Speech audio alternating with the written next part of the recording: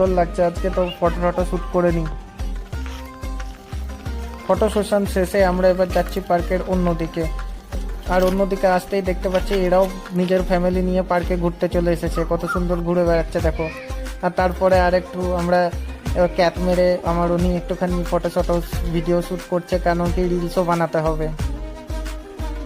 আর এই রিলস বানানোর video shoot করতে করতেই আমার ওনার চোখে পড়ে গেছিলো এই বড় বড় বাতাবি লেবুগুলো, যেগুলো দেখেই বলে উঠলো যে ঘরের কাছে থাকলে পেড়ে নিয়ে গিয়ে রোজ মেখে পড়ে খেতাম। আর তারপর এইগুলো করার পরেই আমরা চলে গেছিলাম আরও একটা সুন্দর জায়গায়। এখানেও একদিকে সূর্যের অস্ত যাচ্ছে লাল ডিমের কুসুমের মতন, আর দুধারে নারকেলের গাছ। ও আমার উনি একটু আনন্দে মজাতে একদম আত্মহারা হয়ে ঘুরে বেড়াচ্ছে। তারপর আমি একটু বাচ্চাদের এই স্লিপার দেখে আমিও ভাবলাম অনেক ছোটবেলায় চেপেছিলাম, এবারে আর বড়বেলায় অনেকদিন চাপা হয়নি।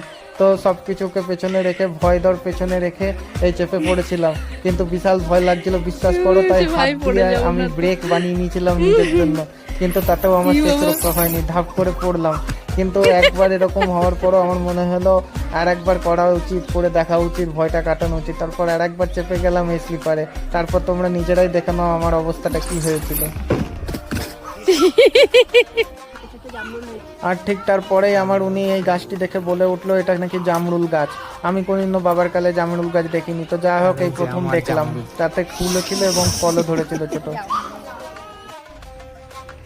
এরপর ঘুরতে ঘুরতে পার্কের মধ্যখানে আসতে এইরকম একটি বিশেষ মূর্তি দেখে আমরা সামনে গিয়ে দেখি এটা শ্রীকৃষ্ণ বা বিষ্ণু ভগবান যাই বলবে তোমরা, এটা ভগবানের মূর্তিটি খুব সুন্দর লাগছিল। এটা পুরো মাঠের মাঝখানে ছিল। আর ওইখান থেকে বেরিয়ে আসতে আসতে এই কৃষ্ণ তুলসী গাছের দেখা মিলল, যেটা খুবই বিরল। আর এইখানে এই পোস্টারটা দেখছো, এই পোস্টারটায় পার্কের ম্যাপিং করা আছে আর পার্কের বিশেষত্ব কি এগুলো দেওয়া আছে।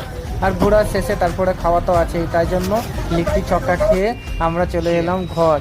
আর তোমরা মিনি ব্লগটা দেখে বলো কেমন লাগলো, কমেন্ট করে জানিও। আর নতুন হয়ে থাকলে সাবস্ক্রাইব করে দেবে কিন্তু, আর ফ্যামিলি পরিবারের সাথে অবশ্যই শেয়ার করবে, সাপোর্ট